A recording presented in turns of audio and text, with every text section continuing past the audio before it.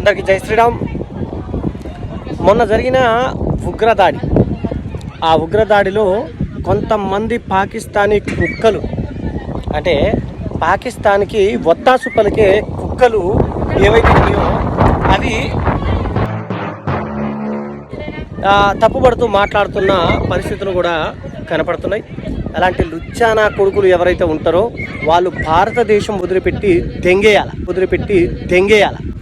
ఇక్కడుండి భారతదేశం ఉప్పు తింటూ భారతదేశంలో జీవిస్తూ భారతదేశ గడ్డ మీదే ఈ రకంగా మాట్లాడే లుచ్చానా కొడుకులు ఎవరైతే ఉన్నారో ఆ ఎర్రి పుష్పాలు భారతదేశం వదిలి చిప్పకూడుకు గతి లేని పాకిస్తాన్కు దెంగేయాలి మరి.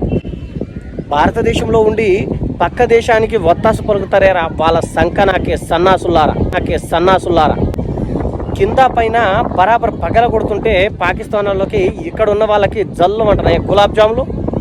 ఎర్రి పువ్వులారా, ఇంకోసారి ఇలాంటి ఎర్రి పువ్వు వేషాలు, ఎర్రి పువ్వు మాటలు మాట్లాడే లుచ్చన కొడుకుల్ని అసలు వాళ్ళని కాదు ఈ ఎదవల్ని పట్టుకొని వేయాల లోపల.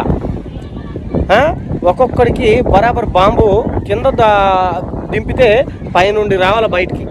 అలాంటి లుచ్చానా కొడుకులు ఇంకా భారతదేశంలో ఉండి భారతదేశం ఉప్పు తింటూ మా సంకనాకే ఈ సన్నాసులకి బుద్ధి రావాలంటే బరాబర్ బాంబు వీళ్ళ కింద పెట్టాలి. అప్పుడు కానీ ఈ లుచ్చానా కొడుకులు ఈ విధంగా భారతదేశ ఉప్పు తింటూ పక్క దేశానికి ఒత్తాసు పలకాలి. అదేవిధంగా ఇలాంటి వాళ్ళని గుర్తించి ఈ ఎదవల్ని ఎంత దూరం ఉంచితే అంత బెటర్ అని భారతీయులు తెలుసుకోవాలి.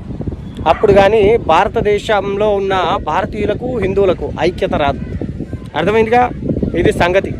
జై శ్రీరామ్. భారత్ మాతాకి జై.